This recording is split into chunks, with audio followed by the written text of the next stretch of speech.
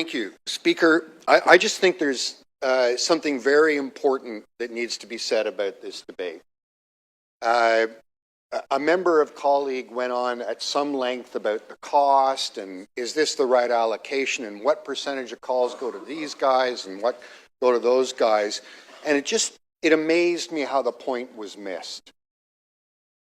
It amazed me how the point was missed. We were told very clearly that by making this investment, we prevent things from escalating over time to the point where there's a violent interaction.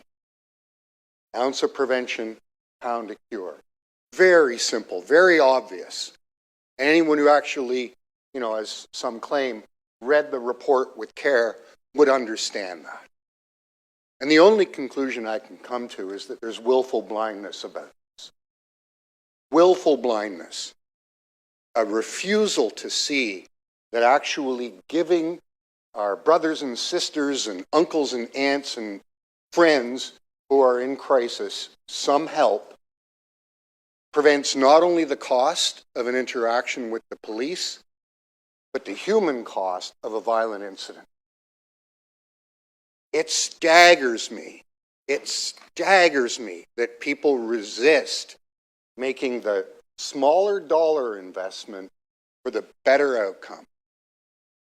If we are not here to improve the lives of the people who live in Toronto, what are we doing? Or maybe some of us are only here to improve certain kinds of lives. Maybe some of us are only here to represent people who aren't having any trouble with life, or people with privileges who have resources to support them when they need them. And I think that's an important piece to keep in mind. Many of us do have access to supports, financial supports from our family, institutional supports from our workplaces.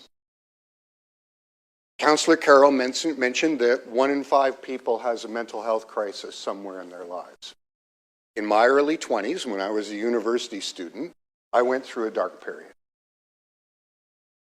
A professor, I was very lucky, a professor noticed like my work had fallen off, I wasn't answering questions in class anymore, and referred me to supports that the University of Toronto offered.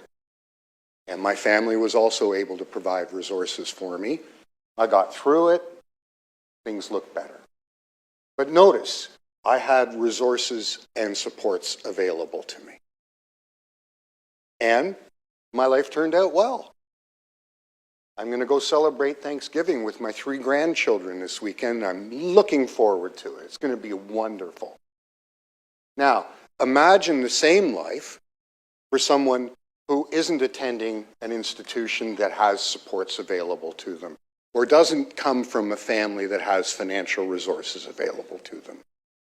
They're not going to be celebrating Thanksgiving with their grandchildren years later.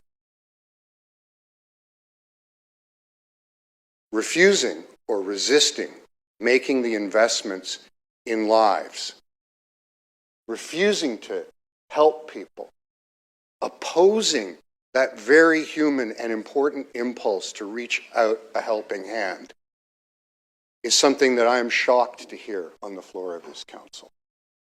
Human decency calls on us to make these investments, not just the fact that it's cheaper and prevents bad outcomes.